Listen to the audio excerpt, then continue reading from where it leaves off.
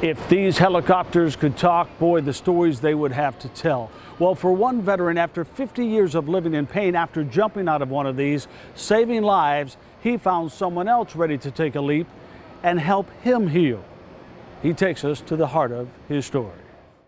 He was part of the first major battle in Vietnam, a Marine who would spend most of the rest of his life in pain. I just always took the pain and just put it aside. Until it got so bad, even walking with his family became a struggle.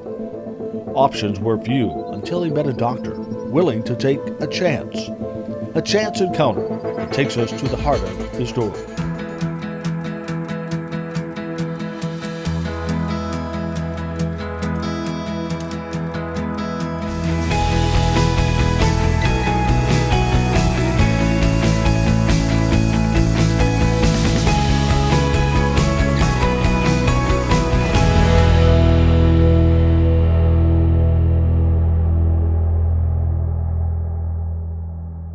Tom Burke, that's what I go by. A former Marine, Tom Burke doesn't like to talk about his service in Vietnam, but knows it's important to let it out. Around 1985, I opened up to people that I trusted. You know, you have to have some trust, and talked about it, because you can't keep it in, because that'll kill you. I was the Marine Corps from 1964 until 1970. We left on the Valley Forge, I believe it was, a troop ship, a World War II troop ship. We had been in Vietnam, but the first major undertaking battle was Operation Starlight. Operation Starlight was the first full-scale major battle and regimental-sized clash for U.S. Marines and American forces in the Vietnam War. It took place over 6 days, from August 18th through the 24th of 1965. We made a beach landing like at 0200 hours. A whole company of Marines. Tom knows he was lucky to survive. He doesn't talk about other injuries, but he thinks about them and feels them every day. Most of the problems that I had from my foot and ankle injury was injuries from jumping out of helicopters at distances from 10 feet to 5 feet to 10 feet. I mean, if the helicopter's taking fire, they get you out the door. Okay, so, and I was a big kid, a football player, wrestler, and so guess who carries this stuff? You know, so I had other weight. We all carried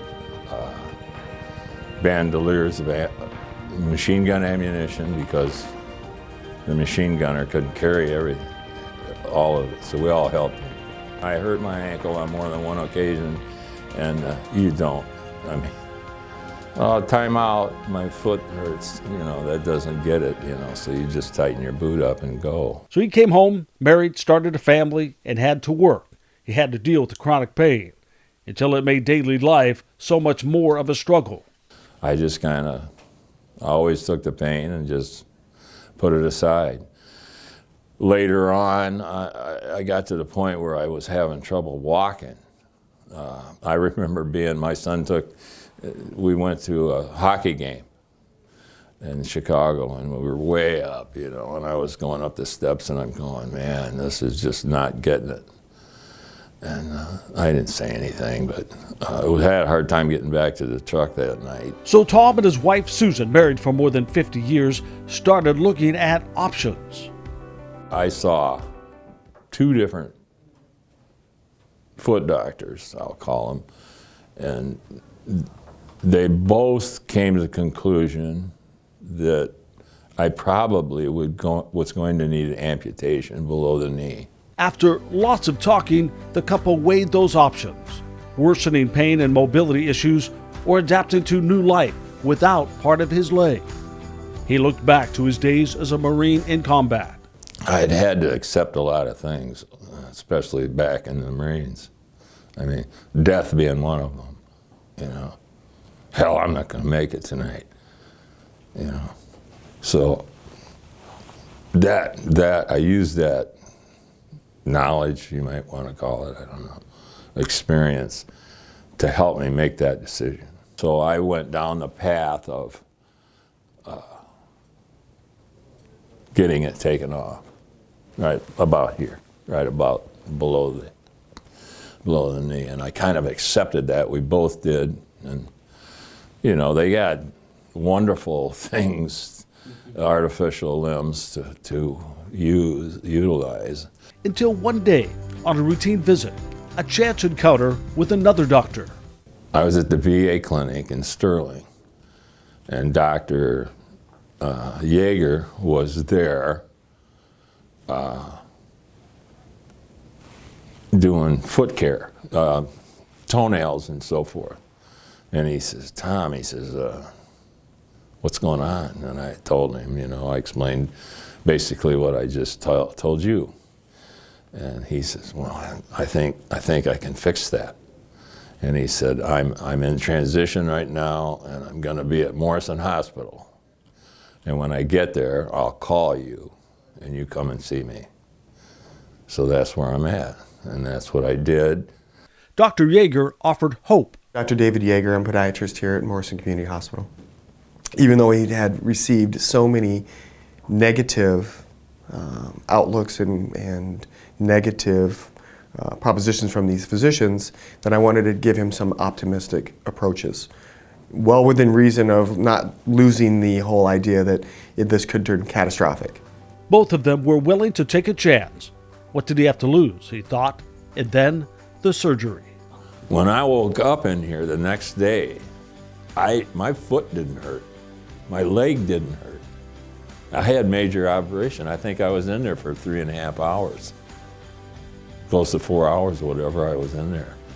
And my ankle didn't hurt. I went down, I didn't know, is it still there? His foot was still there, but after decades of agony, the pain was gone. Tom's life changed forever by that chance encounter. I gave him an option and educated him on different things that we could provide for him here, and saved his leg. And now he's walking,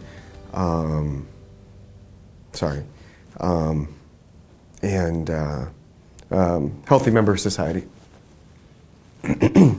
Both men touched deeply. And now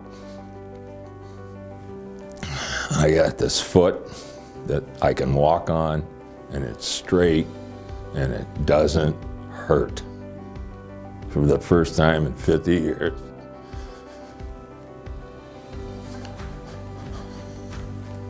And I'm really happy about that. Gratified.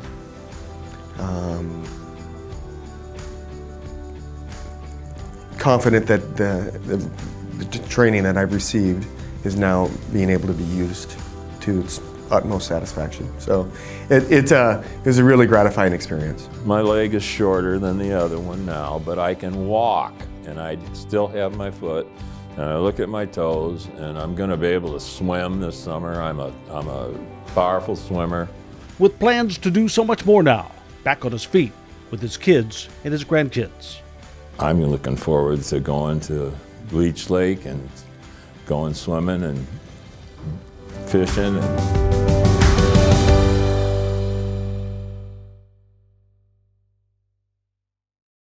Hey, help us share more inspiring stories. Click on that photo of me and subscribe. Leave a comment, tell a friend. More cool stories coming. The Heart of the Story with Gary Metivier.